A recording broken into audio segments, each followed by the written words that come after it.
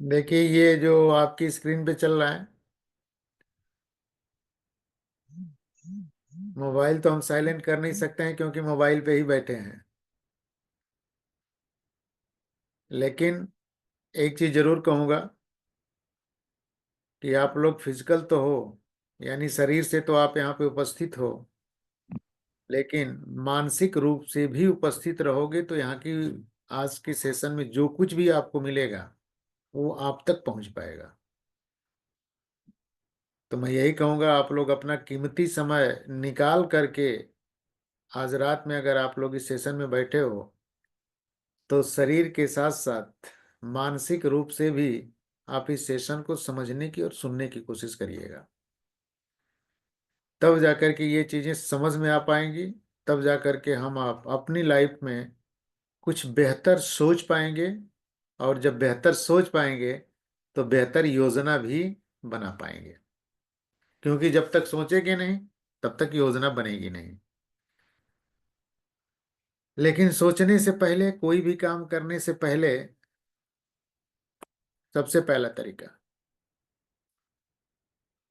हर इंसान अपनी लाइफ में जो भी काम करता है अगर उनको याद करके, जिस धर्म को हम मानते हैं, जिस ईश्वर को मानते हैं, उनको याद करके और उस काम को उनके हवाले करके अगर हम काम की शुरुआत करते हैं तो काम हमारा आसानी से अचीव हो जाता है और हमारा आपका जीवन आसान हो जाता है। इस चीज को मैं बहुत अंदर से फील भी करता हूँ। और मैं अगर यहाँ तक पहुँचा हूँ या आज मेरा जीवन अगर एक खुशहाल जीवन है तो इसके पीछे राज यही है कि हम बिना उनके परमिशन के आगे बढ़ते ही नहीं हैं। और जब भी आगे बढ़ते हैं तो उनको अपना हर कार्य, अपना जीवन सौंप करके ही आगे बढ़ते हैं। अगर हर इंसान ऐसा करने लगे तो देने वाला वही है और उसके हवाले करके बढ़ते हैं तो जो चाहते हैं हम वही वो देते हैं। इसलिए शुक्रिया, ईश्वर का नाम लेकर के अपने अपने जिस गुरु को, जिस मेंटर को, जिस धर्म को मानते हो वहां से ही आगे निकलना है। तभी हमारे आपके जीवन में कुछ हो पाएगा। अब आगे निकलना किस मामले में है? 3 पॉइंट हैं। जिस व्यक्ति ने इस तीनों पे गहन अध्ययन किया और इस पे सीरियसली विचार किया, तब जाकर के वो इंसान वहां तक पहुंच पाया है। तो अपने जीवन के सफर की शुरुआत करने के लिए सबसे पहले हमारे पास एक लक्ष्य होना चाहिए। प्रतिदिन हर सुबह हमें पता होना चाहिए कि आज मुझे क्या करना है और मुझे कहाँ पहुंचना है, या जीवन में मुझे कहाँ पहुंचना है। जो भी ईश्वर ने हमें आपको जीवन दिया है, ये जीवन को लेकर के मुझे कहाँ तक जाना है, मुझे क्या पाना है, समाज के लिए, परिवार के लिए और खुद के लिए। इन तीनों से रिलेटेड एक कारण, एक लक्ष्य हमारे पास जरूर होना चाहिए। इस चीज को मैंने पिछली बार भी कहा था, बिना लक्ष्य के किसी भी इंसान के जीवन के सफर की शुरुआत ही नहीं होती है। बिना लक्ष्य के किसी भी इंसान के जीवन के सफर की शुरुआत ही नहीं होती है।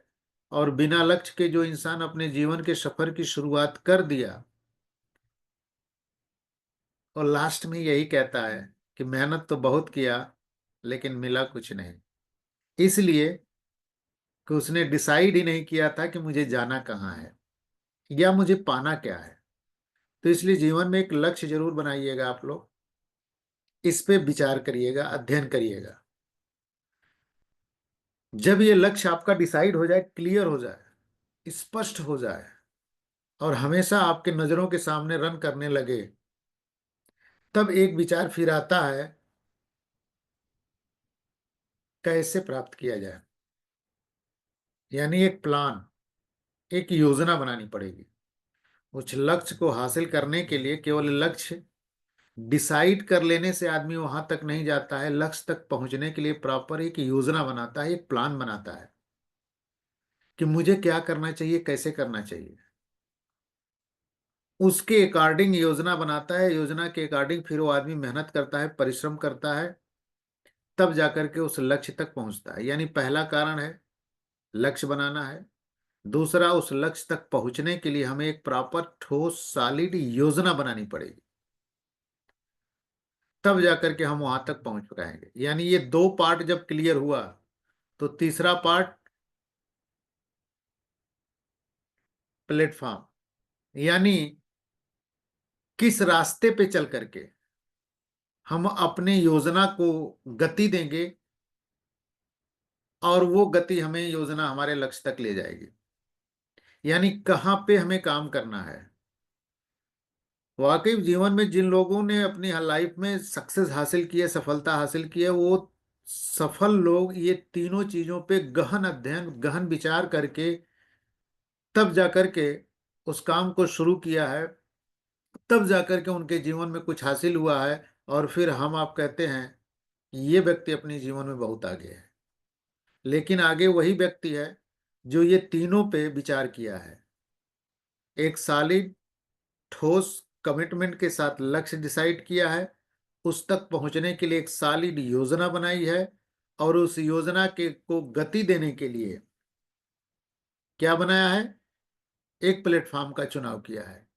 सेम उसी तरह जैसे मेरा लक्ष्य है मुंबई आना, तो मैंने लक्ष्य क्या बनाया, मुझे मुंबई आना है, ये मेरा लक्ष्य हो गया। योजना मेरी क्या क्या मैंने बनाया कि मुझे कैसे जाना है, किस रास्ते से जाना है, किस ट्रेन से जाना है, किस समय जाना है, किस डेट को जाना है। यानी हमें समय डिसाइड किया, डेट डिसाइड किया, ये प्रॉपर हमने योजना बनाई, तब जाकर के क्लियर हुआ कि अब मुझे ट्रेन से जाना है या एरोप्लेन से जाना है या मुझे बस से जाना है। तो मुंबई आने में मेरे ये तीनों पार्ट हैं। लक्ष्य मुंबई आना है, किस तरह से जाना है ये योजना बनाई, किस डेट को जाना है, किस टाइम जाना है, और किस चीज से जाना है, यानी जिस चीज से मैं जा रहा हूं वो मेरा प्लेटफॉर्म है। उसी तरह से जीवन के सफर को आसान बनाने के लिए, काम करने के लिए तीनों चीजों पे प्रॉपर डिस्कस करके, अध्ययन करके, विचार करके अगर हम अपने लाइफ में सफर की शुरुआत करते हैं, तो वो सफर हमारा आसान हो जाएगा हमारे लक्ष्य तक, हमारे गोल तक पहुंचाने के लिए। बहुत कम लोग इस तीनों चीजों पे विचार कर पाते हैं अपने जीवन के सफर की शुरुआत करने के लिए, और जिन्होंने किया वो अपनी लाइफ में आगे है। तो इसी टॉपिक, तीनों टॉपिक पे आज एक एक करके बात करेंगे, और इससे काफी मदद मिलेगी आप लोगों को अपने विषय में, इस तीनों टॉपिक पे बात करने के लिए, योजना बनाने के लिए और प्लेटफॉर्म का चुनाव करने के लिए। तीनों चीजों पे फोकस करते हुए आगे बढ़ूंगा, जो आपके लिए, अपने लिए आसान हो जाएगा। तो चलिए लक्ष्य की बात करते हैं। फाइनेंशियल रिसर्च यानी वित्तीय शोध। हम देखिए मिडिल क्लास है, सभी लोग एक मिडिल क्लास में बैठे हुए हैं, और मिडिल क्लास की सबसे बड़ी प्रॉब्लम क्या होती है, मनी। इसलिए मिडिल क्लास को हमेशा अपना लक्ष्य मनी बेस क्रिएट करना चाहिए, मनी बेस बनाना चाहिए। तो अगर मनी बेस बनाएंगे, तो ये वित्तीय शोध का जो डाटा है 1940 में, जो यहाँ पे 50 साल के ऊपर लोग बैठे होंगे, वो इस डाटा को देख रहे होंगे कि 1940 में एक परिवार को चलाने के लिए 10 रुपए की जरूरत हुआ करती थी, और 10 रुपए में परिवार बड़े आराम से चल जाया करता था। लेकिन हर 20 साल के बाद ये डाटा बढ़ा, यानी उसी परिवार को चलाने के लिए ठीक 20 साल के बाद, यानी 1960 में 100 रुपए की जरूरत पड़ने लगी। ठीक 20 साल बाद 1980 में उसी परिवार को चलाने के लिए 1,000 रुपए की जरूरत पड़ने लगी। ठीक 20 साल बाद उसी परिवार को चलाने के लिए सन 2000 में 10,000 रुपए की जरूरत पड़ने लगी। और ठीक 20 साल बाद उसी परिवार को चलाने के लिए 2020 में 1 लाख रुपए की जरूरत पड़ने लगी। आज के डेट में अगर देखा जाए, तो जिसके पास 1 लाख रुपए आ भी रहा है, वो भी अपनी लाइफ को सर्वाइवल लाइफ में जी रहा है, कंप्रोमाइज वाली लाइफ में जी रहा है। यानी ये भी 1 लाख का डाटा सक्सेस का डाटा नहीं है, ये भी सर्वाइवल का डाटा है। लोग यहाँ पे सर्वाइव कर रहे हैं। और मैक्सिमम लोग यहाँ तक पहुंचे भी नहीं हैं।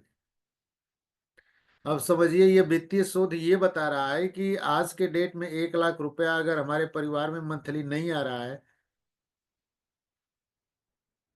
तो क्या स्थिति रहेगी या क्या स्थिति होगी। और इस चीज से मैक्सिमम लोग झेल रहे हैं, समझ रहे हैं इस चीज को, फिर भी यहां तक पहुंचने के विचार लोगों के दिमागों में नहीं आ पा रही है। तो ये तो 2020 का डाटा है। अब हम अभी यहां तक भी नहीं पहुंचे हैं। आने वाला 2040 ठीक इसका 10 लाख पे जाएगा। ये डाटा ये बता रहा है। तो क्या हमारे आपके पास कोई ऐसी योजना है कि 2 से 3 साल में हमारे अकाउंट में मिनिमम 1 लाख रुपया पर मंथ आना शुरू हो जाए?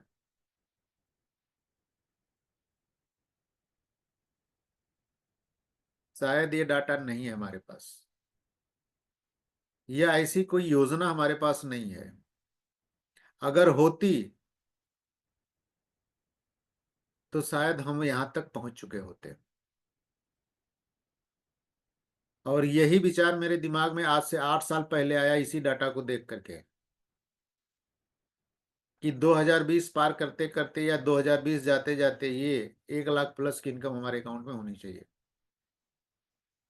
और इसको पार कर चुका हूं मैं। आगे बढ़ना इसलिए है कि ये भी अभी सक्सेस का डाटा नहीं है, सर्वाइवल का डाटा है।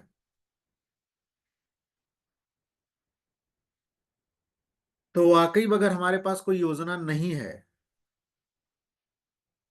तो हम योजना बना सकते हैं अभी भी, कि 2 से 3 साल में मुझे किसी भी कीमत पे 1 लाख रुपया पर मंथ मेरे अकाउंट में चाहिए ही चाहिए। आज के समय के हिसाब से, आज की महंगाई के हिसाब से, आज की जरूरतों के हिसाब से। और जिसके पास ये पैसा आ भी रहा है, 1 लाख 1.25 लाख जिसके पास आ भी रहा है, उसे ये सोच करके इसके ऊपर का डाटा बनाना है कि ये तो अभी सर्वाइवल का डाटा है, ये तो अभी कंप्रोमाइज का डाटा है, अभी मुझे इससे बाहर निकलना है, इसलिए इसके ऊपर मुझे जाना है। तो जिसको नहीं आ रहा है उसे भी बताना बनाना है, जिसके अकाउंट में 1 लाख रुपए आ रहा है उसे भी बनाना है। इसलिए कि ये अभी कंप्रोमाइज वाला डाटा है, ये अभी सर्वाइवल वाला डाटा है, ये डाटा सक्सेस का नहीं है। इसलिए एक कमिटमेंट यहाँ पे हमें करना है।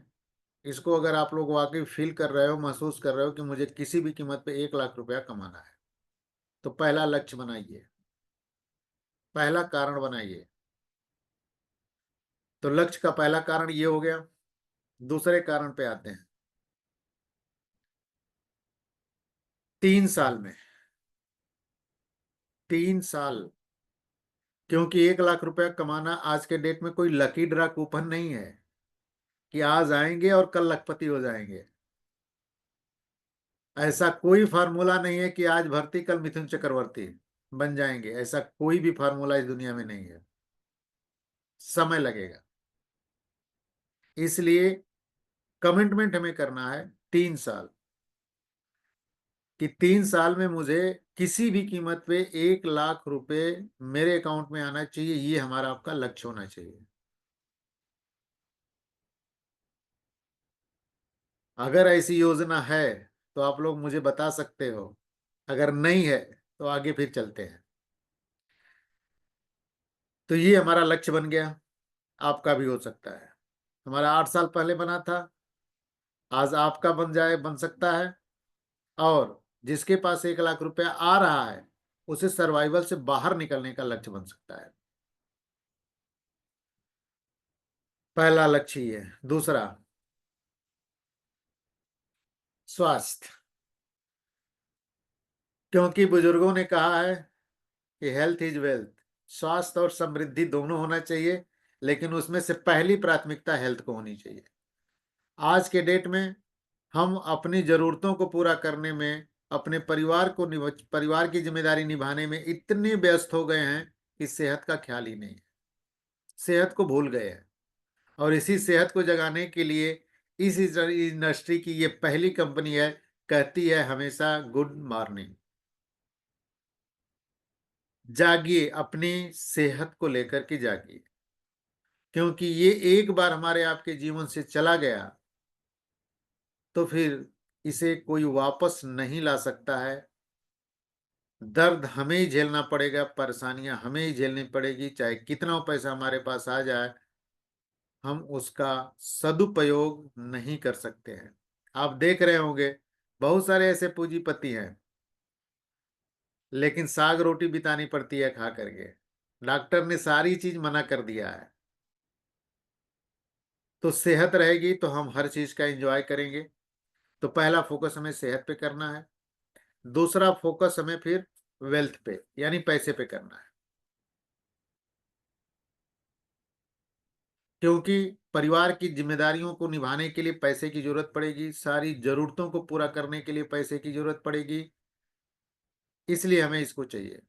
लेकिन पैसा जब चाहिए तो पैसे जब हमारे अकाउंट में आए तो उसके साथ-साथ हमारे पास क्या चीज़ें होनी चाहिए, उस पे भी हमें ध्यान देना पड़ेगा। तो पहला तो फाइनेंस हो गया, मनी। मनी को लेकर के यहाँ पे बैठा हर इंसान पैसा कमा रहा है। कोई ऐसा इंसान यहाँ पे बैठा है, ऐसा नहीं है जो पैसा ना कमा रहा हो, हर इंसान पैसा कमा रहा है। लेकिन यहाँ पे मैं एक ही चीज़ पूछता हूँ कि क्या हम आप जो पैसे कमा रहे हैं और उस पैसे से जो अपनी ज़रूरतों को पूरा कर रहे हैं, वो अपने पसंद के हिसाब से या पसंद के खिलाफ? तो मैक्सिमम लोगों के जवाब यही आएँगे, पसंद के हिसाब से नहीं हो रहा है। मार्केट में जब उतर रहे हैं तो पसंद कुछ और हो रहा है, पाकिट अलाउ कुछ और कर रही है। यानी हमारी बजट जवाब दे रही है हमारी पसंद के हिसाब से। तो यहीं पे एक छोटा-सा चुभन महसूस होता है कि यार कुछ लाइफ में एक्स्ट्रा करना चाहिए। जो भी काम कर रहा हूँ उसके अलावा कुछ एक्स्ट्रा करना चाहिए ताकि हमारे यहाँ जीवन कुछ थोड़ा और बेहतर हो जाए, और थोड़ा आसान हो जाए। तो यहाँ से एक्स्ट्रा शब्द का जन्म होता है और यहाँ से फिर आदमी इससे जब इमोशनली अटैच होता है एक्स्ट्रा शब्द, एक्स्ट्रा पेन से, तो एक्स्ट्रा पेन लेने के लिए तैयार होता है अपने जीवन में और एक्स्ट्रा अर्निंग करनी शुरू कर देता है। और हर आदमी मैक्सिमम लोग देख लिए अपने जीवन में एक्स्ट्रा इनकम कर रहे हैं। नौकरी करने वालों को भी देख लीजिए, मैक्सिमम लोग अपनी जॉब के साथ-साथ एक्स्ट्रा इनकम ले रहे हैं, एक्स्ट्रा काम कर रहे हैं। पढ़ने वाले बच्चे जो सीरियस हैं, वो अपनी पढ़ाई के साथ-साथ एक्स्ट्रा इनकम कर रहे हैं, ट्यूशन करना शुरू कर देते हैं। बिज़नेस करने वाले भी अपने मेन प्रोफ़ेशन के साथ जो काम कर रहे हैं, एक्स्ट्रा काम कर रहे हैं। एथलीट्स की दुनिया में चले जाइए, वहाँ पे भी लोग एक्स्ट्रा काम कर रहे हैं अपने मेन काम के साथ-साथ। फ़िल्म इंडस्ट्री में चले जाइए, वहाँ पे भी लोग अपने मेन काम के साथ-साथ एक्स्ट्रा काम कर रहे हैं। यानी जो लोग अपने मेन प्रोफेशन यानी मेन वर्किंग के साथ-साथ एक्स्ट्रा काम कर रहे हैं, एक्स्ट्रा इनकम ले रहे हैं, वो बाकी लोगों से बेहतर है। यानी कि जो लोग केवल सिंगल प्रोफेशन में पड़े हुए हैं, उनसे बेहतर है और जो सिंगल प्रोफेशन में है, वो आज भी परेशान है। उठा कर के इस चीज़ को आप लोग सर्वे कर लीजिएगा अपने अगल-बगल, अपने ही एरिया में और अपने ही एरिया में ये भी सर्वे कर लीजिएगा कि जो अपने मेन प्रोफेशन के साथ कुछ एक्स्ट्रा वर्क कर रहा है, एक्स्ट्रा इनकम ले रहा है, वो बाकी लोगों से बेहतर है। तो यहाँ पे तो एक्स्ट्रा की बात आती है, लेकिन ये मीटिंग करते-करते मैं कई ऐसे लोगों के बीच में भी बैठ जाता हूँ, ये मेरा एक्सपीरियंस है अभी तक का, कि कहते हैं भाई साहब, मेरे पास पैसे बहुत हैं, इसकी चर्चा मत करिए। वाक़ई वैसे लोग हैं इस समाज में, तो फिर उनसे हम चर्चा करते हैं कि क्या आपके पास टाइम है? पैसा है, लेकिन क्या इसके साथ-साथ टाइम है? क्या आप जिसके लिए पैसा कमा रहे हो उसके हिसाब से समय देने के लिए आपके पास समय है? तो वहाँ पे निकल के आता है नहीं। क्योंकि जो लोग नौकरी कर रहे हैं, वो अपने बच्चों के हिसाब से बच्चों को समय नहीं दे पाते हैं क्योंकि बॉस का डंडा हमेशा पड़ा रहता है। समय से उनको छुट्टी ही नहीं मिलती है। जो लोग बिज़नेस कर रहे हैं, बिज़नेस के नुकसान होने के डर से समय ही नहीं दे पाते हैं, हमेशा व्यस्त रहते हैं उसी में। तो हमें पैसा ही सिर्फ़ नहीं चाहिए, पैसे के साथ-साथ हमें टाइम भी चाहिए। खुद की लाइफ के लिए, अपने बच्चों की लाइफ के लिए, अपने माता-पिता के लिए, अपने परिवार के लिए और इसी पैसे को चमा कमाने के चक्कर में कुछ लोग तो इतनी दूर चले जाते हैं कि इधर माता पिता गुजर जा रहे हैं, दर्शन तक नहीं हो पा रहे हैं। आज के एडवांस कल्चर की कहानी ये जा रही है कि पैसे के चक्कर में हस्बैंड कहीं और काम कर रहा है, वाइफ कहीं और काम कर रही है, बच्चे कहीं और काम कर रहे हैं। अगर इस तरह से पैसा आ भी रहा है तो किस काम का? हमारा परिवार ही हमारे साथ नहीं है, हमारे लोग ही हमारे साथ नहीं है, या मैं अपने लोगों के हिसाब से मैं उनको समय नहीं दे पा रहा हूँ। अगर ऑफिस जाने की बात होती है तो पता चला कि सुबह बच्चा सो रहा है तभी हम ऑफिस निकल गए, और लेट नाइट लौटते हैं तब तक बच्चे हमारे सो जाते हैं। ये कहानी मैक्सिमम लोगों के साथ जा रही है भाई। तो फाइनेंस के साथ साथ हमें क्या चाहिए? टाइम भी चाहिए। लास्ट, टाइम के साथ साथ सिक्योरिटी भी जीवन में चाहिए। पहले गवर्नमेंट जॉब हुआ करती थी, पेंशन, रिटायर के बाद बड़ा गर्व होता था कि मुझे बुढ़ापे में पेंशन मिलेगी, किसी के आगे हाथ फैलाना नहीं पड़ेगा। लेकिन 2004 के बाद गवर्नमेंट ने तो पेंशन भी बंद कर दिया था। अब इस सिक्योरिटी को लेकर के लोग कहाँ जाते हैं? किसी न किसी कंपनी के पॉलिसी करवाते हैं या बीमा करवाते हैं। किसी भी कंपनी का कोई भी एजेंट आकर के हमें आपको जो भी समझाता है, लास्ट में दो ही लाइन समझाता है, भाई साहब इतने का बीमा करवा लोगे तो आपके नहीं रहने के बाद आपके परिवार को ये डबल ट्रिपल मिल जाएगा। और इसी से हम प्रभावित होकर के पॉलिसी करवाते हैं, यानी बीमा करवाते हैं। और बीमा करवाने के बाद उठा करके मार्केट में सर्वे कर लीजिए, बहुत कम ऐसे लोग हैं जो इस पॉलिसी को आराम से भरते हैं। कहीं ना कहीं कटौती कर करके लोग पॉलिसी को भर रहे होते हैं। बच्चों में से हो रही होती है कटौती, वाइफ में से, माता पिता में से, खुद की लाइफ स्टाइल, इतनी सारी कटौती करके लोग पॉलिसी भर रहे होते हैं। और इतनी कटौती के बाद फिर मार्केट में सर्वे कर लीजिएगा या अपने अगल बगल सर्वे कर लीजिएगा, 50% यानी 50% लोगों की पॉलिसियां आधे पे जाते जाते टूट जाती है। और जो लोग किसी तरह से अपनी लाइफ में इतनी कटौती के बाद भी पॉलिसी को पूरा भी कर लेते हैं, तो पैसा उनके जीते जी तो नहीं मिलता है, मरने के बाद ही मिलता है। ऐसी सिक्योरिटी चाहिए क्या? शायद आपका जवाब आएगा नहीं। और मैं इस इंडस्ट्री में इसी सिक्योरिटी को लेकर के ही आया हूं कि मुझे लाइफ में सिक्योरिटी चाहिए। और वो भी सिक्योरिटी इस तरह की, जब तक मैं काम करूं मैं भी उसका एंजॉय करूं, और मेरे नहीं रहने के बाद मेरा परिवार भी इसको एंजॉय करे। यानी परिवार में कभी फाइनेंशियल क्राइसिस ना आए। और आज के डेट में इस मुकाम पे मैं पहुंच चुका। इसके पहले रेलवे में ठेकेदारी, प्लाटिंग का काम, अच्छा खासा किसान भी हूँ। ये काम मैंने 42 साल की उम्र तक किया। और 42 साल में जो चीज मुझे हासिल नहीं हुई, इस इंडस्ट्री, इस प्लेटफॉर्म पे आकर के 8 साल में हासिल हुई। केवल 8 से 9 साल का सफर रहा। ये भी आपका कारण बन सकता है। नेक्स्ट, हर आदमी अपने जीवन में रिटायर होना चाहता है, और नहीं भी होना चाहता है तो गवर्नमेंट रिटायर भी कर देती है। तो अगर नौकरी करेंगे तो 60 साल, 60 साल में गवर्नमेंट या संस्था कह देती है भाई आपकी सारी एनर्जी खत्म हो गई, अब आप घर जा सकते हो। तो नौकरी करेंगे तो 60 साल में रिटायर होंगे, और बिजनेस करेंगे तो रिटायरमेंट है ही नहीं है। यानी बिजनेस में जब तक हम काम करेंगे पैसा मिलेगा, जिस दिन काम करना बंद कर देंगे उस दिन पैसा मिलना बंद हो जाता है। तो मुझे ना ही 60 साल में रिटायरमेंट चाहिए था, और ना ही नो रिटायरमेंट में मैं जाना चाहता था। मुझे 8 9 10 साल में रिटायरमेंट चाहिए था, और ये रिटायरमेंट भी मैं ले चुका हूँ। और रिटायरमेंट का मतलब आप लोग समझ रहे होंगे, घर सोने वाला रिटायरमेंट या बैठने वाला रिटायरमेंट नहीं। घर सोने वाला और बैठने वाला रिटायरमेंट नहीं चाहिए था। मुझे रिटायरमेंट चाहिए था टारगेट और कंडीशन के प्रेशर से। चाहे आप नौकरी करो, चाहे आप बिजनेस करो, टारगेट और कंडीशन का प्रेशर, दबाव इतना ज्यादा रहता है। और कभी कभी लोगों की लाइफ में तो इतना ज्यादा हो जाता है कि लोगों की लाइफ डिसबैलेंस होने लगती है। Brain haemorrhage, heart attack, high low blood pressure की शिकायत, यानी 50% बीमारियों का कारण है तो ये तनाव है। तो इस टारगेट और कंडीशन के तनाव से रिटायरमेंट चाहिए थी मुझे, और आज के डेट में रिटायरमेंट भी मैं ले चुका हूं। तो ये क्लियर है कि मैं सोने वाले रिटायरमेंट की बात नहीं कर रहा हूं, टारगेट और कंडीशन के प्रेशर से, तनाव से रिटायरमेंट होना चाहता था। अब मुझे जीवन में कभी भी टारगेट और कंडीशन के प्रेशर से नहीं गुजरना पड़ेगा। तो अब बताइए, जो भी पैसा हमारे पास आए वो टाइम, सिक्योरिटी और रिटायरमेंट के साथ, या सिर्फ पैसा। लेकिन आज के डेट में लोग सिर्फ पैसे के पीछे भाग रहे हैं। चार चीजें उनकी लाइफ से छूट जा रही हैं। पहला, हेल्थ खत्म। दूसरा, टाइम उनके पास नहीं है। तीसरा, सिक्योरिटी नहीं है। और चौथा, रिटायरमेंट भी नहीं है।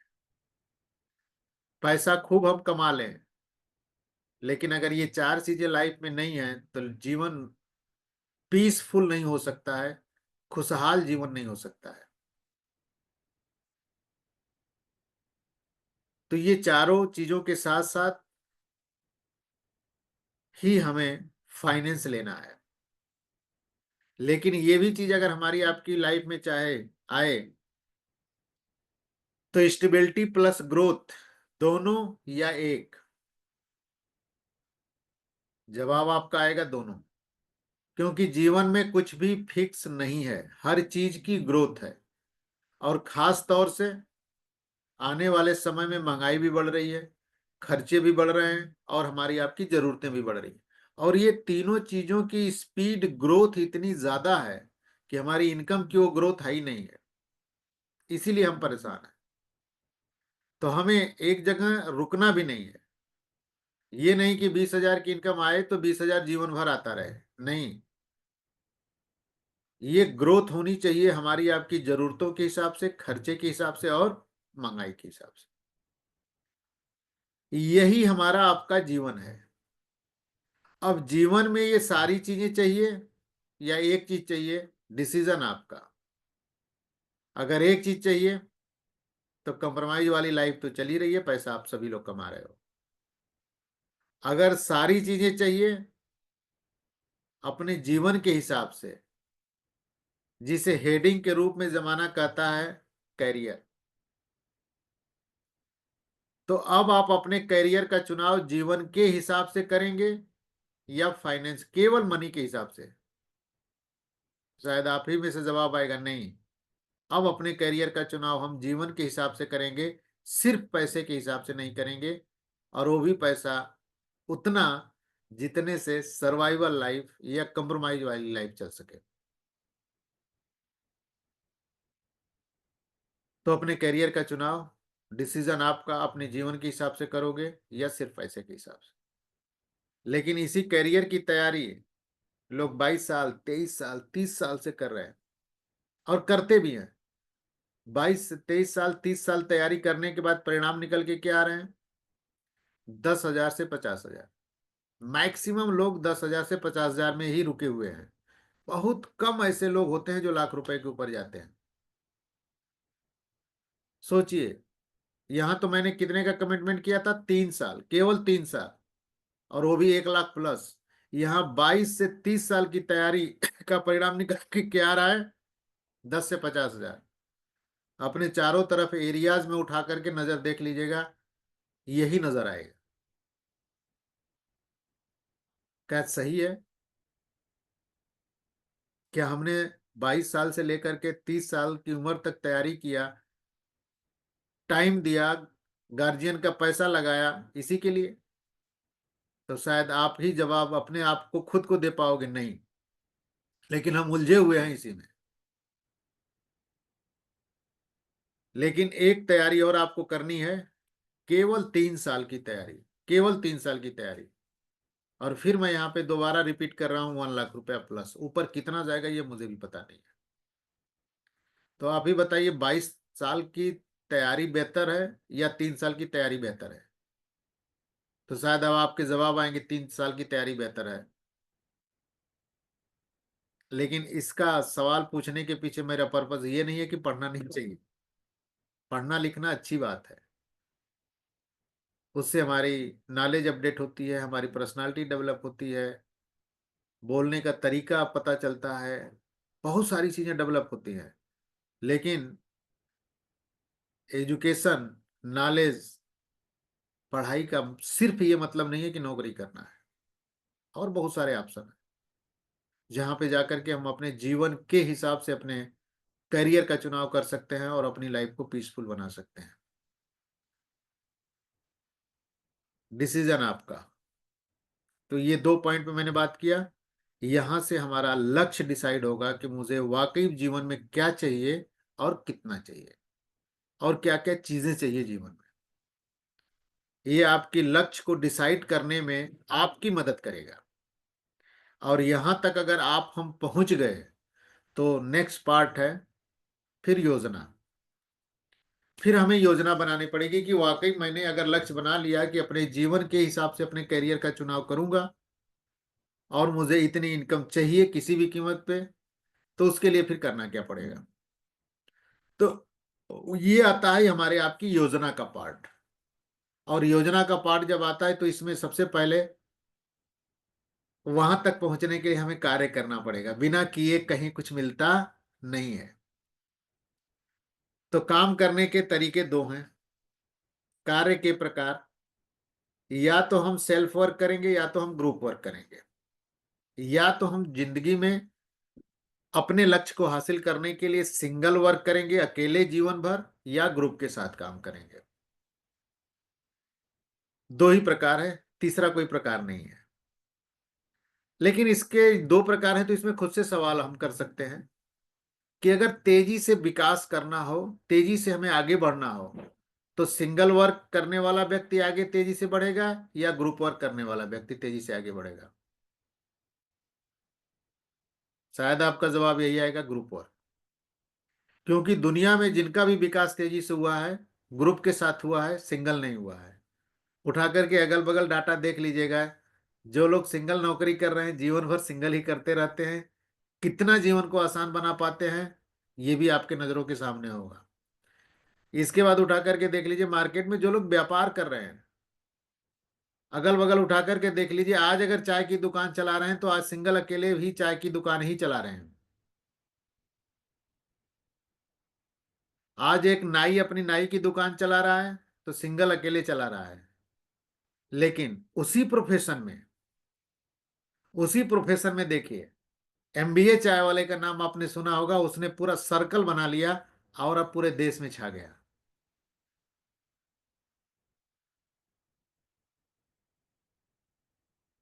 ऐसे ही बिजनेस करने वाले में भी ग्रुप में आप देखेंगे जो सिंगल वर्कर है वो जिंदगी भर अकेले बिजनेस करता रहता है, अकेले सिंगल दुकान पे बैठता रहता है। और जो ग्रुप बना के काम करता है उसकी एक नहीं, हजारों फ्रेंचाइजी पूरे इंडिया में टल रही हैं।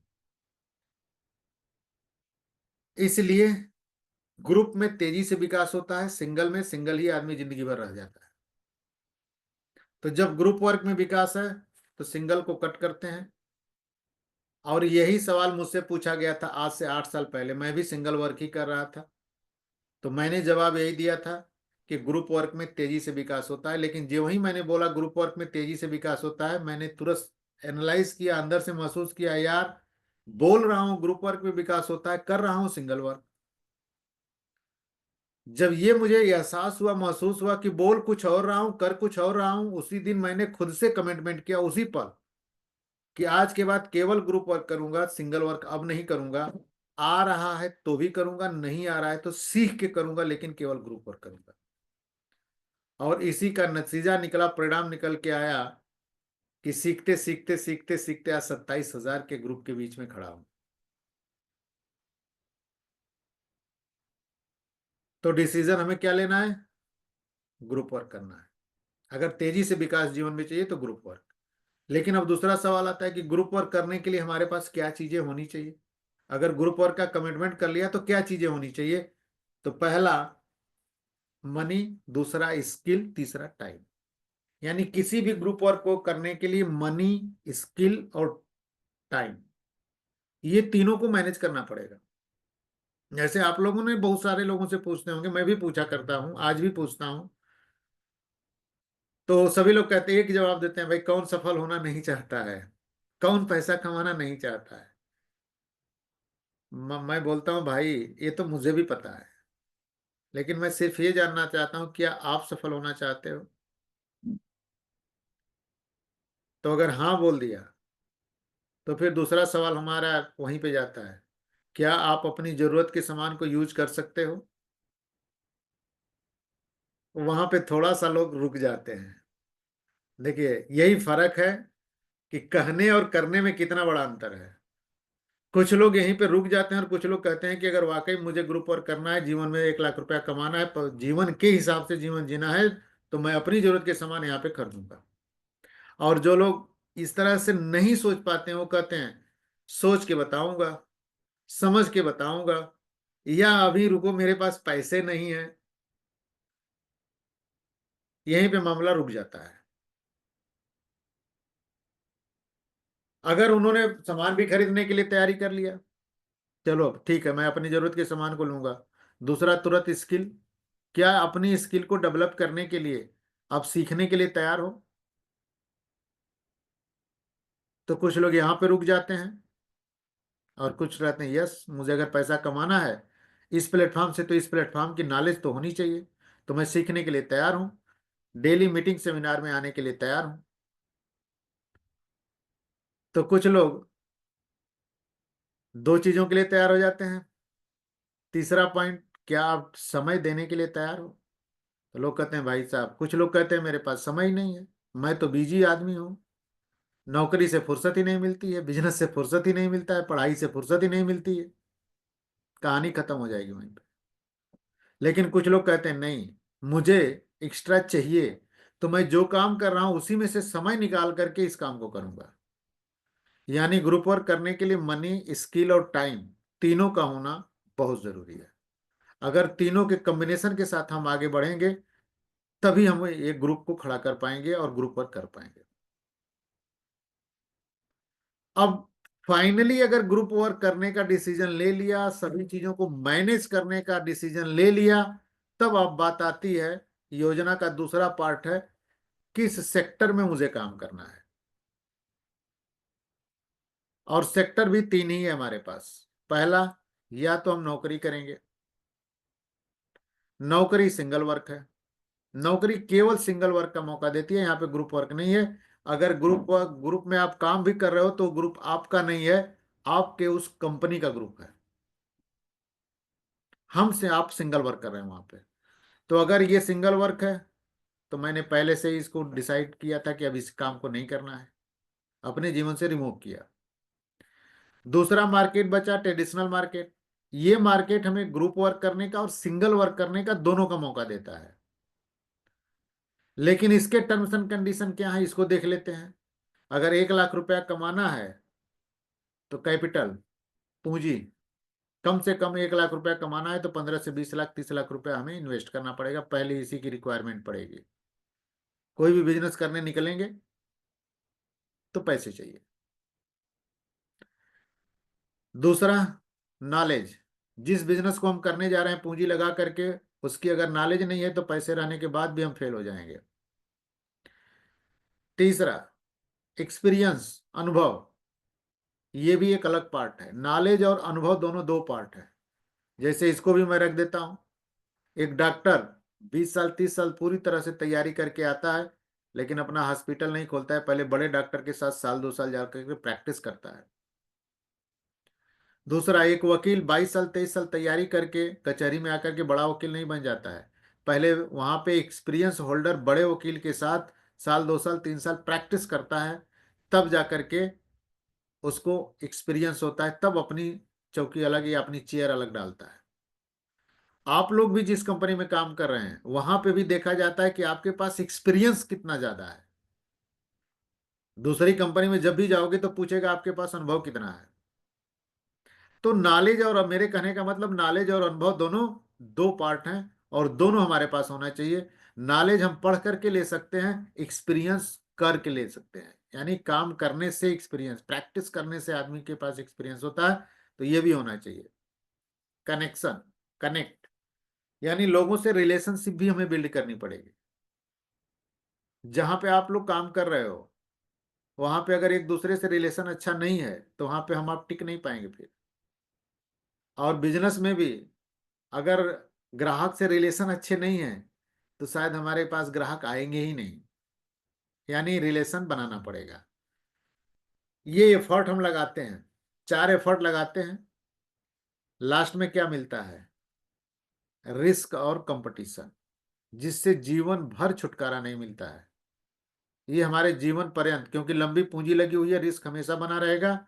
और हम ही नहीं, इस समाज में और लोग सेम वर्क कर रहे हैं, तो उससे कंपटीटर भी हमेशा बने रहेंगे। इससे कभी छुटकारा मिलेगा ही नहीं। और इसी से मैं छुटकारे की बात कर रहा था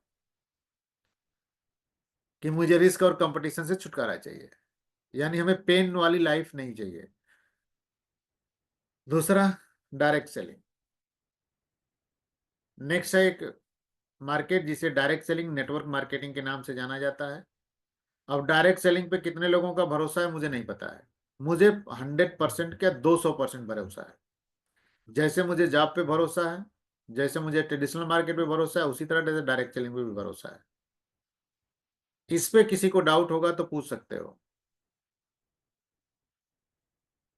कि इस पे डाउट है तो क्यों है, और इस पे डाउट होने के कोई चांसेस है ही नहीं है। इसलिए नहीं है कि ये इंडस्ट्री आज के डेट में नई इंडस्ट्री नहीं रह गई है। 80 साल पुरानी इंडस्ट्री हो गई है, और वर्ल्ड वाइड हो गई है, पूरे विश्व में चल रही है, 172 देशों में। और जो इंडस्ट्री 80 साल से 172 देशों में चल रही है, क्या लगता है इंडस्ट्री लीगल नहीं है? अगर लीगल नहीं होती इंडस्ट्री, तो अब तक किसी न किसी देश की गवर्नमेंट इसे ब्रेक कर चुकी होती। यानी गवर्नमेंट ब्रेक नहीं कर रही है, और ब्रेक नहीं कर रही है यानी सपोर्ट कर रही है। और सपोर्ट करने के पीछे रीजन है कि यहां से डुप्लीकेसी बंद हो गई, पहला काम। यहाँ पे टैक्स की चोरी बंद हो गई, दूसरा काम। तीसरा, ये इंडस्ट्री में बेरोजगारी को खत्म करने की अपार शक्ति है। इसीलिए आज के डेट में हर देश की गवर्नमेंट ने इसके लिए कानून बना दिया, इसके लिए गाइडलाइन बना दिया। इसको लेकर के हर देश में एजुकेशन सिस्टम डाल दिया गया, यानी हर बड़ी बड़ी यूनिवर्सिटियों में डायरेक्ट सेलिंग को लेकर के एक सिलेबस, एक सेमेस्टर आ गया। अब इतनी सारी चीजें चल रही हैं, क्या लग रहा है? उन्हीं को लग रहा है जिनको इसकी नॉलेज नहीं है, केवल जानकारी है। जिनको जानकारी है उनको भरोसा नहीं है, जिनको नॉलेज है भरोसा है। और इस इंडस्ट्री में जम के काम करके अपने जीवन के हिसाब से अपने करियर को सेलेक्ट कर रहे हैं। अब इस इंडस्ट्री में क्या चाहिए?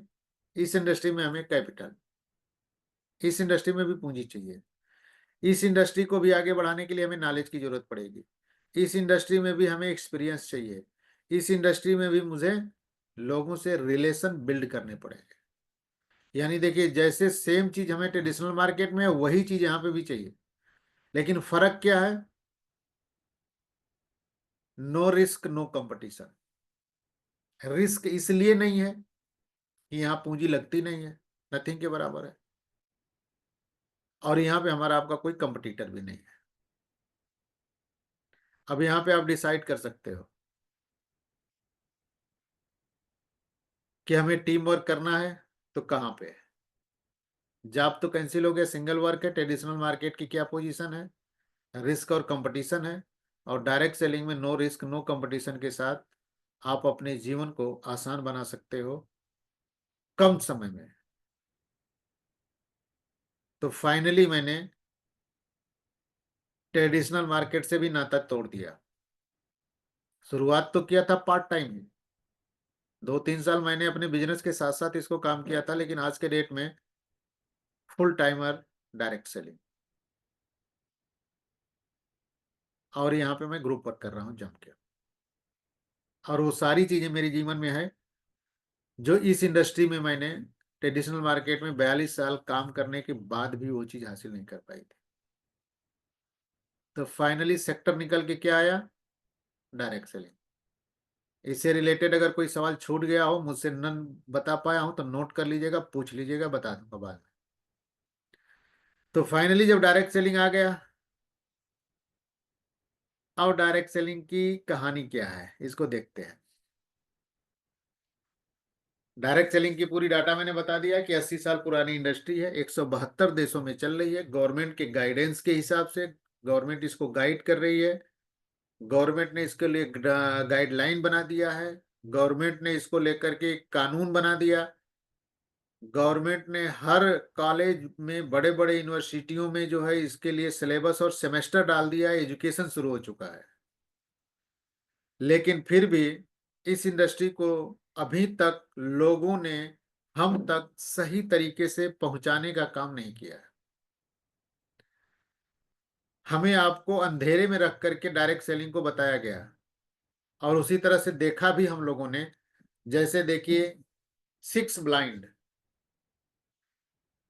हमारे आपके बीच में लोगों ने आकर के हमें एक ब्लाइंड के रूप में देखा, एक अंधों के रूप में देखा, और डायरेक्ट सेलिंग का पार्ट बना दिया, एक एक चीज को लेकर के।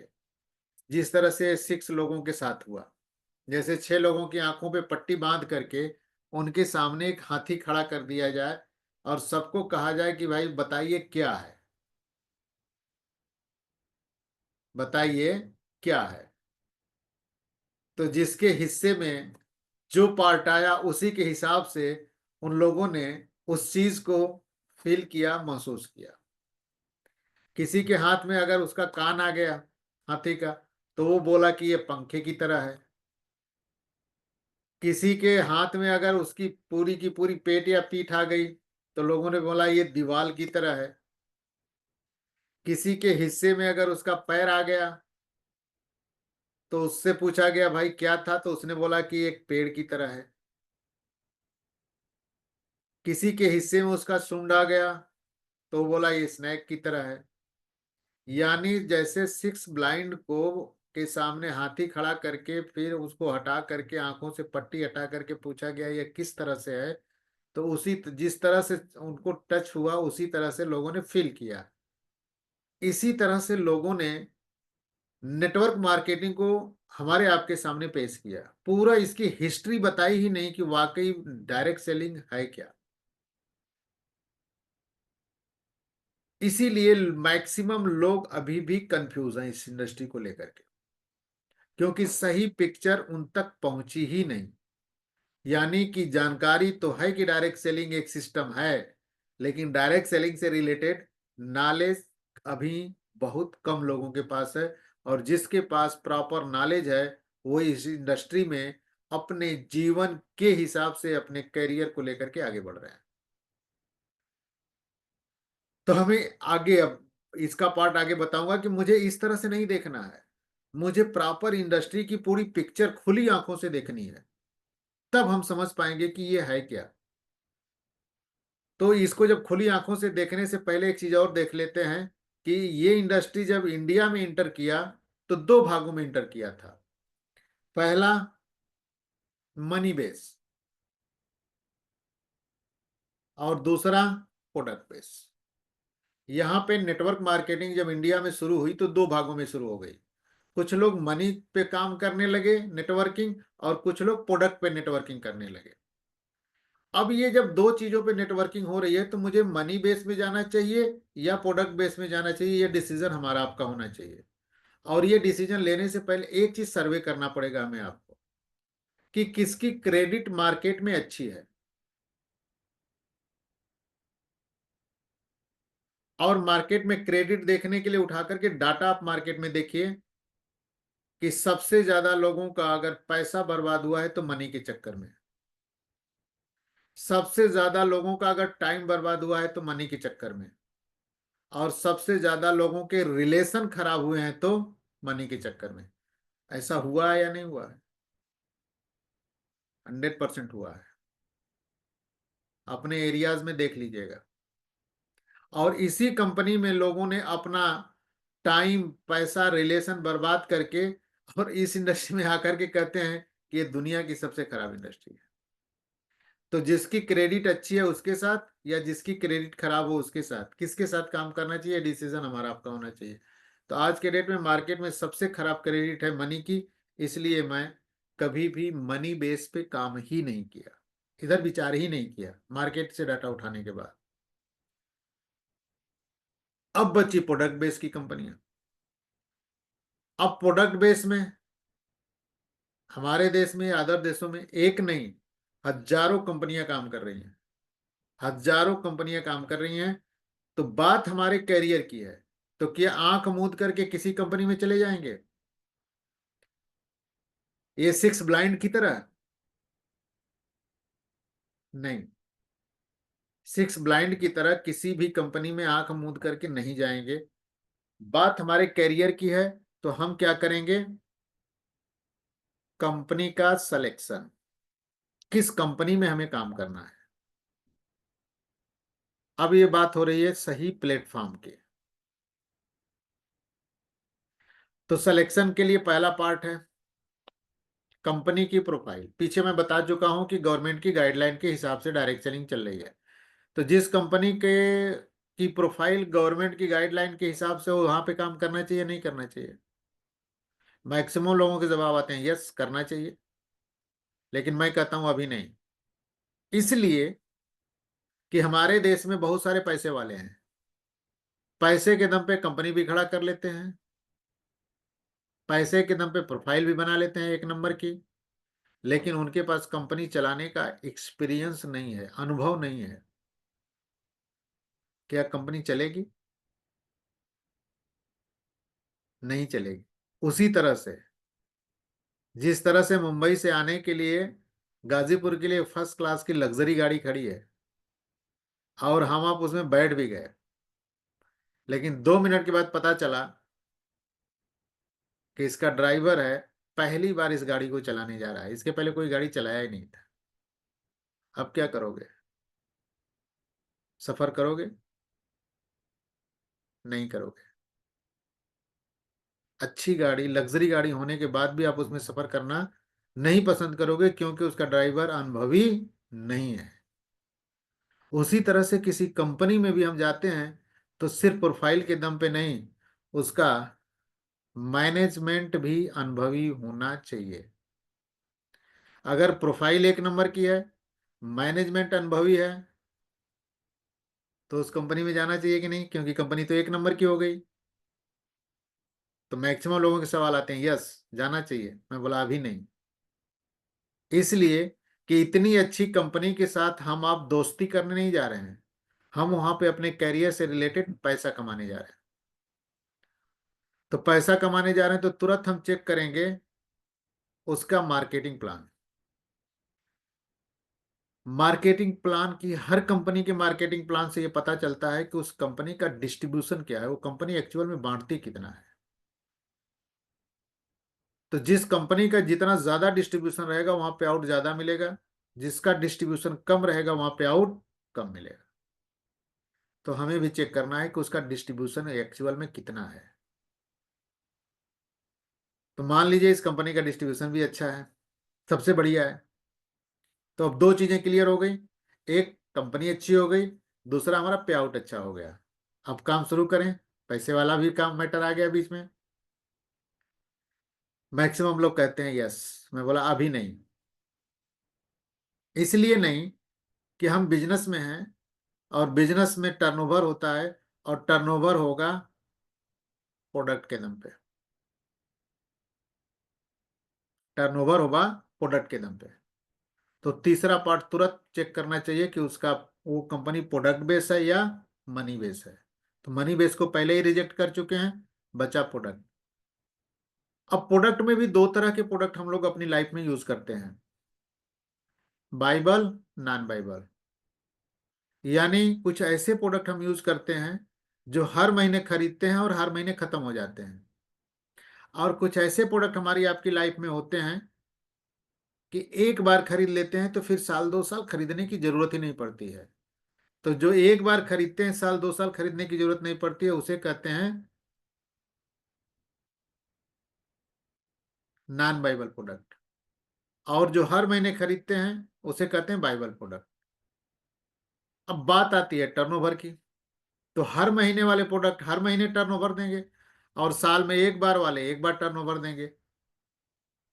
अब आप बताइए कि इनकम साल में एक बार चाहिए या हर महीने चाहिए? तो शायद आप ही जवाब देंगे इनकम हर महीने चाहिए।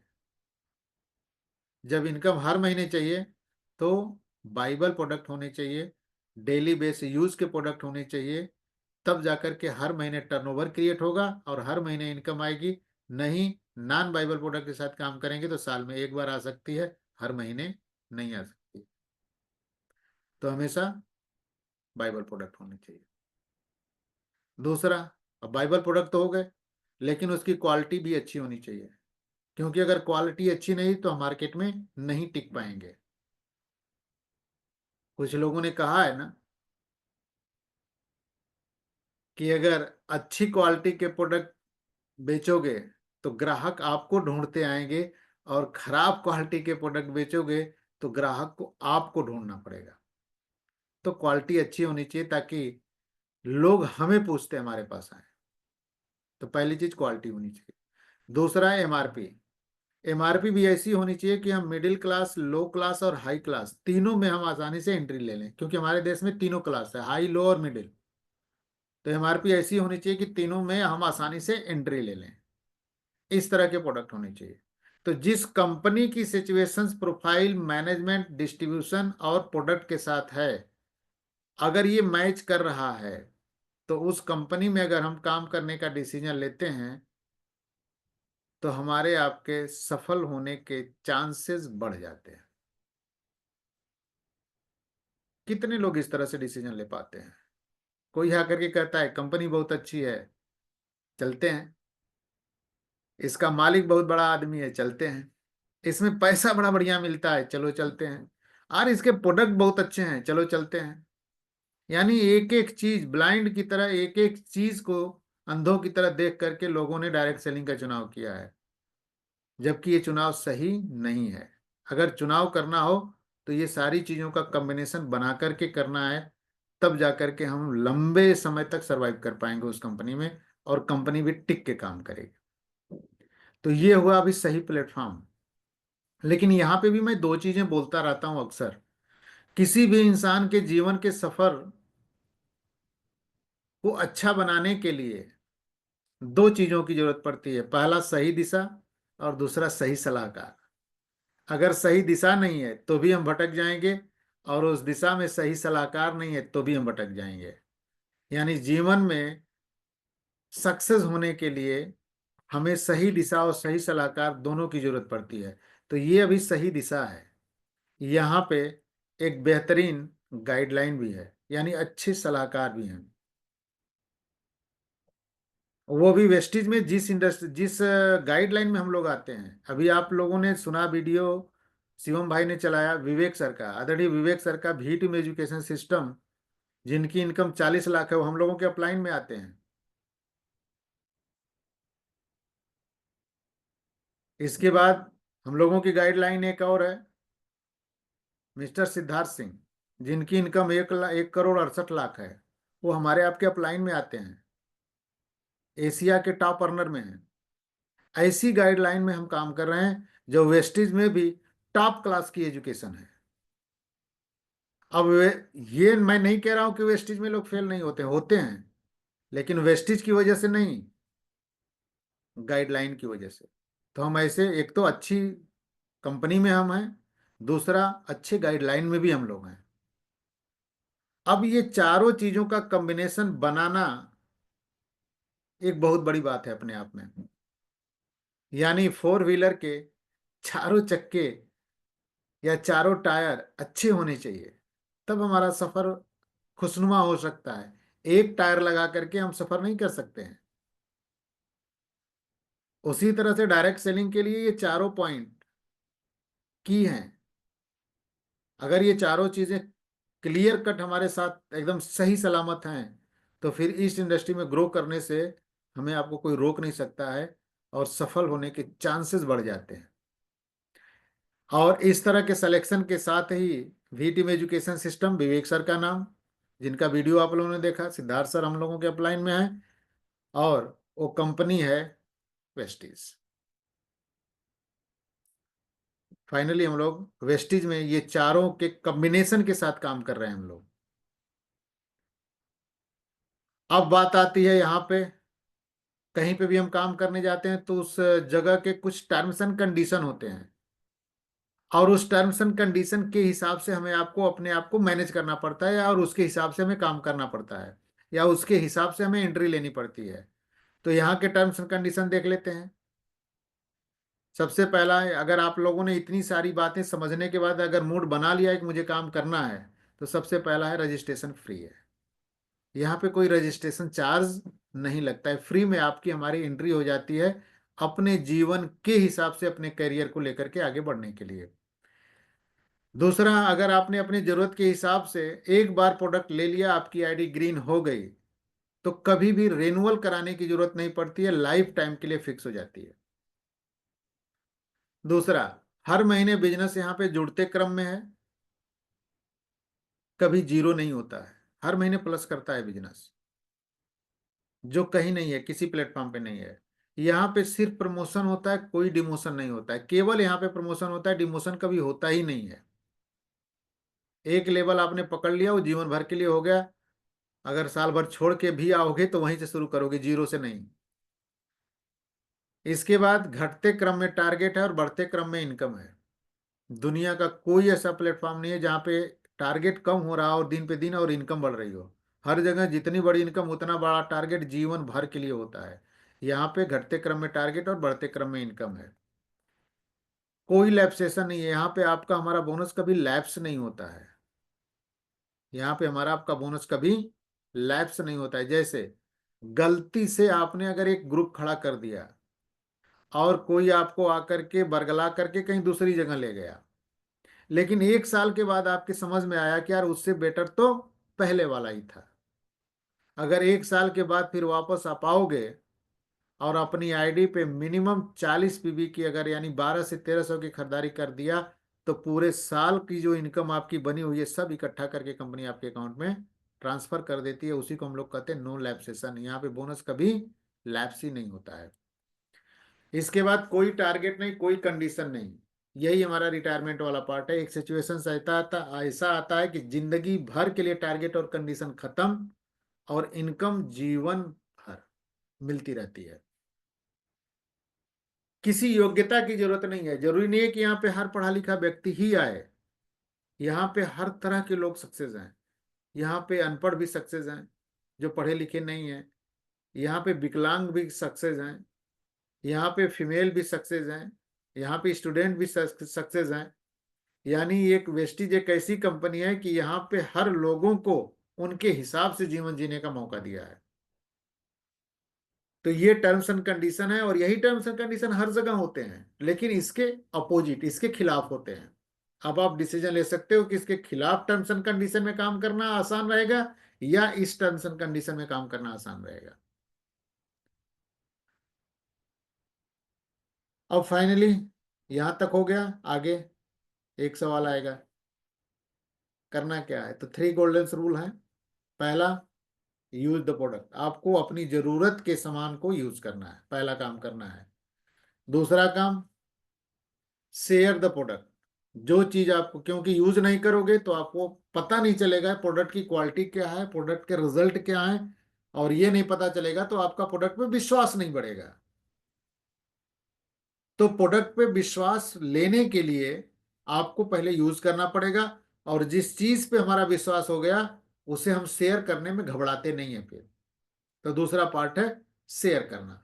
जब आप शेयर करोगे तो लोग यूजर बनेंगे, और यूजर बनेंगे तब आपकी एक बेहतरीन टीम का निर्माण होगा, और तब जाकर के आप करोगे सेल द इवेंट। जैसे मॉर्निंग सेशन में सभी लोग बैठते हैं, मैं बीच बीच में मीटिंग करता रहता हूँ, आपके भी शहर में इवेंट होते रहते हैं, उसका भी मैसेज देना शुरू कर दूंगा मैं आपको। तो मेजर 3 काम है, use the product, share the product, sell the event. ये 3 गोल्डन रूल हैं। अगर आप यूज करते रहे, लोगों को शेयर करते रहे और इवेंट का पार्ट बनाते रहे, कब आप साल 2 साल 3 साल में लखपति बन जाओगे आपको पता तक नहीं चलेगा। लेकिन ये 3 काम करना हमें है। यही 3 गोल्डन रूल्स हैं यहाँ पे। अगर अगर 3 काम आप कर रहे हो तो 4 कमिटमेंट आपको करना पड़ेगा। पहला, 3 साल। पीछे मैं बोल चुका हूं, ये कोई लकी ड्रा कूपन नहीं है, आज आएंगे कल लखपति हो जाएंगे। तो 3 साल का मिनिमम, 3 साल का कमिटमेंट। मैं सिस्टम से काम करूंगा, सीखते हुए काम करूंगा, अपनी टीम को बैठाऊंगा, यूज करूंगा प्रतिदिन और शेयर करूंगा प्रतिदिन। इसके बाद लर्न, सीखना है। सीखने के लिए हमें इवेंट में प्रॉपर तरीके से आना जाना लगा रहना चाहिए, हमेशा बने रहना है। जब सीख जाओगे तो टीच, अपनी टीम को सिखाओगे। जब अपनी टीम को सिखाओगे तब जाकर के आप एक बेहतरीन मजबूत स्ट्रांग टीम का निर्माण होगा। ये 4 कमिटमेंट के साथ आपको यहाँ पे अगर आ गए हो आप, और अगर डिसीजन नहीं लिए हो तो ये डिसीजन आपको लेना पड़ेगा। और अगर ये डिसीजन के साथ आप नहीं चल पा रहे हो तो ये इंडस्ट्री पे फिर आपको वो चीज नहीं दे पाएगी जो आपको चाहिए। अब यहाँ पे एक सवाल मेरा जाता है, इतनी सारी जानकारी के बाद, now ask yourself, you are interested या कमिटेड? क्योंकि इस दुनिया में हर इंसान इंटरेस्टेड भी है, हर इंसान कमिटेड भी है। अगर आपके पास केवल इंटरेस्ट है, आप कमिटमेंट नहीं कर रहे हो, सक्सेस नहीं मिलेगी। आप कमिटमेंट कर रहे हो लेकिन इंटरेस्टेड नहीं हो, तो भी बात आगे नहीं बढ़ेगी। बात आगे बढ़ाने के लिए, जीवन के सफर को आगे बढ़ाने के लिए हमें इंटरेस्टेड और कमिटेड दोनों होना पड़ेगा। तब जाकर के इस इंडस्ट्री से वो चीज हम हासिल कर पाएंगे जो चीज हमें जीवन में चाहिए। और ये सारी चीजों के पीछे मेरा हाथ कोई नहीं है। आदरणीय विवेक सर और आदरणीय उत्तम सर के बताए हुए रास्ते पे जो इन लोगों ने कहा वो सारी चीज मैं करने का काम किया। जैसे कहा वैसे किया। इन लोगों के हर कमिटमेंट को मैंने पूरा किया। यानी कोई भी इफ और बट नहीं लगाया कि नहीं, ये मुझे नहीं करना है, मुझे चाहिए सक्सेस। आप लोगों ने बताया रास्ता, उस रास्ते पे चलने के लिए मैं प्रॉपर तैयार हूं और था पहले से भी और आगे भी रहूंगा। क्योंकि ये लोग वहां तक पहुंच चुके हैं जहां तक मुझे जाना है, और इसलिए वहां तक पहुंचने का रास्ता इन्हीं लोगों को पता है। तो ये जैसे कहते गए वैसे मैं करता गया।